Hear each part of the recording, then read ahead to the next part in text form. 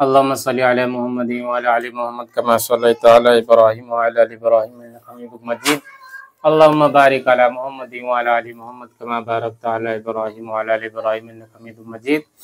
میرے محترم بزرگوں دوستو، آج جو میرے پاس کتاب ہے وہ بہشتی زیور ہے. خیر اس میں لکھا تو نہیں ہے کیونکہ اوپر کا جو پنہ ہوتا ہے وہ جو پھٹا ہوتا ہے جس میں کتاب کا نام لکھا رہتا ہے وہ پڑھ چکا ہے. پرانی کتاب ہے یہ، بس کام چلا ہوا ہے. جو ہے پڑھنا تو اردو میں، مجھے اردو زیادہ آسان پڑتی اس لیے جو ہے میں نے اس کو جا کے دوسرے کے وہاں سے لایا اور پوری جو ہے اس طریقے سے ڈیمیج ہو گئی ہے. لیکن اپنا تو اپنا کام نکالنا ہے، پڑھنا ہے بھائی.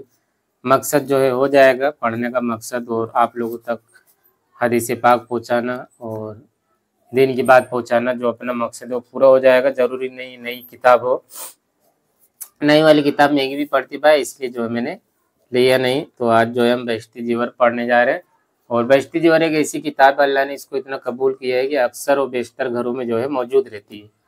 خواتین کے حوالے سے اس میں جو ہے بہت زبردست باتیں لکھی ہوئی ہیں، اور میں مشورہ بھی دوں گا کہ یہ ایسی کتاب ہے کہ ہر گھر میں اس کو رکھنا چاہیے. زندگی میں جو بھی ضروری مسائل ہیں وہ جو ہے سب اس میں جو ہے لکھا ہوا ہے. تو شروع کرتے ہیں، اور آپ لوگوں سے گزارش ہے کہ توجہ سے سنیں، انشاءاللہ نفع ہوگا. بسم اللہ الرحمن الرحیم. ایک بار حضرت ام سلمہ رضی اللہ تعالی عنہ کے پاس کہیں سے کچھ گوشت آیا. کیا آیا بھائی؟ گوشت آیا. اور جناب رسول اللہ صلی اللہ علیہ وسلم کو گوشت بہت اچھا لگتا تھا. اس لیے حضرت ام سلمہ رضی اللہ عنہ نے خادمہ سے فرمایا کہ گوشت طاق میں رکھ دے، شاید حضرت نوش فرمائیں. نوش فرمائیں مطلب کھائیں. اس نے طاق میں رکھ دیا. طاق کہتے ہیں جیسے ابھی کے زمانے میں جو ہے رکھنے کی تو ایک سے ایک چیزیں بن گئی ہیں، تو طاق کہتے ہیں رکھنے کی جگہ. کھانا پینا پہلے زمانے میں بنا کے رکھتے تھے، اس میں کھانا پینا وغیرہ رکھتے تھے، اس کو طاق کہتے ہیں. اتنے میں ایک سائل آیا. سائل کہتے ہیں مانگنے والے کو، سوال کرنے والے کو. اور دروازے پر کھڑے ہو کر آواز دی، اللہ کے نام پر خدا برکت کرے.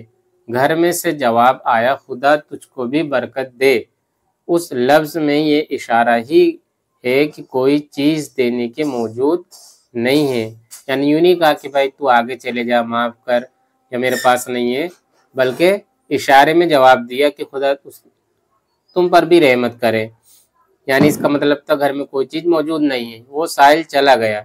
اتنے میں رسول اللہ صلی اللہ علیہ وسلم تشریف لائے اور فرمایا، اے ام سلمہ تمہارے پاس کھانے کی کوئی چیز ہے؟ انہوں نے کہا ہاں ہے، اور خادمہ سے کہا وہ گوشت آپ کے واسطے لے آئیں. وہ گوشت لینے گئی. کیا دیکھتی ہیں کہ وہاں گوشت کا تو کوئی نام بھی نہیں ہے، فقط ایک سفید پتھر کا ٹکڑا رکھا ہے. آپ نے فرمایا چونکہ تم نے سائل کو نہ دیا تھا اس لیے وہ گوشت پتھر بن گیا. فائدہ: غور کیجئے، خدا کے نام پر نہ دینے کی یہ نحوست ہوئی کہ اس گوشت کی صورت بگڑ گئی اور پتھر بن گیا. اس طرح جو شخص سائل سے بہانہ کر کے خود کھاتا ہے وہ پتھر کھا رہا ہے، جس کا یہ اثر ہی ہے کہ سنگ دلی اور دل کی سختی بڑھتی چلی جاتی ہے. یعنی ہمارے پاس ہم دے سکتے ہیں اللہ کے نام پر، اور سامنے والا ضرورت مند ہو، ہم کو لگ رہا ہے وہ ضرورت مند ہے اور ہمارے پاس چیز موجود ہے، ہم اس کی ضرورت کی چیز اس کو دے سکتے ہیں، لیکن اس کو منع کر کے ہم کھا جاتے ہیں.